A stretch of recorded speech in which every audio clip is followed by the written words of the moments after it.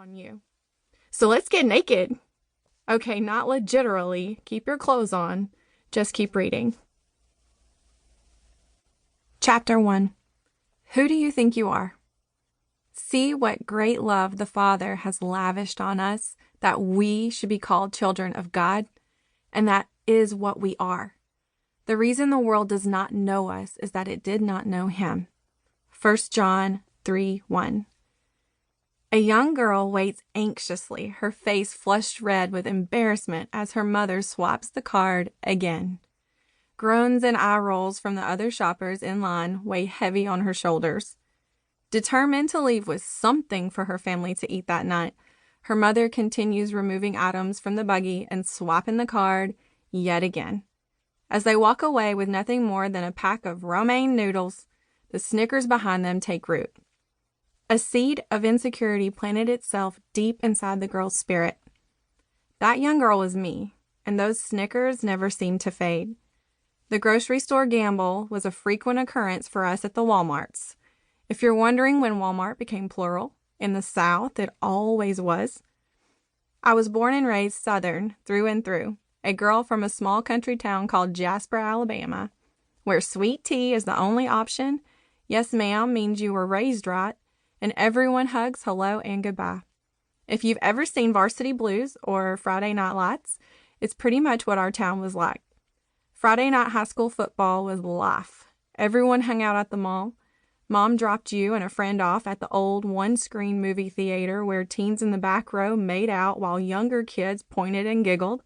Summers were spent hopping hay bales, running barefoot on gravel roads, and riding bikes through the neighborhood hands-free. Being a country kid was so much fun. When do we lose that carefree, life-loving spirit of a child? Maybe you can pinpoint your moment. Let me tell you about mine. My mom and dad divorced when I was 2 years old, and I'm thankful they did. Dad would often go to the grocery store and return 3 weeks later, drunk and begging to stay. My dad can be quite the charmer. He's funny, lighthearted, kind, and a delight to be around. But he's also very selfish. He was a fantastic drummer, but his rock and roll dreams and drinking always took priority over his family. After my parents divorced, there is a pretty big chunk of time where he is missing from my memories. Dad was always in and out of our lives, and my mom was left to raise 3 young children by herself. She had several jobs at a time, cutting hair all day, working retail at night. Anything she could do to keep our heads above water. And while she worked, my siblings and I spent a lot of time at our granny's house after school and on weekends. I loved being at my granny's house. I didn't even care that she locked the screen door to keep us from running in and out because the air conditioner was running. I'm not paying to cool down the whole neighborhood. In or out, in or out. Pick one, just stay out there. Murder, She Wrote is coming on. If you get thirsty, use the hose pipe. Translation, water hose. I still say hose pipe. It drives my Missouri-raised husband crazy. Granny lived in a nice middle-class neighborhood where you could hear the fountain splashing in the pond, birds chirping, ducks quacking, balls bouncing off bats at the park, and children giggling on the playground. An atmosphere ringing with sounds of a good laugh. I loved the long and wide driveway we could ride bikes on.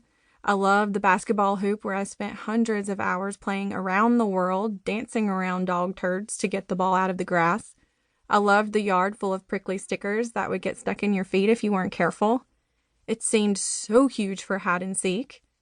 I loved the trampoline with missing springs that would pinch your skin if you happened to land on one while playing popcorn.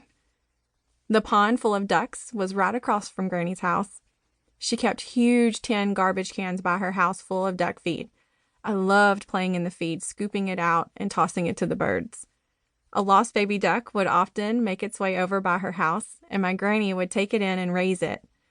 Oh, I giggle just thinking about how many grown ducks would fly into Granny's yard with their nails painted in her favorite colors so we'd know the ducks were hers. When her adopted duck babies would drop into her backyard to say hi, she could call them by name. It was routine for Granny to strut her happy self right into the middle of the road in front of her house and stop traffic.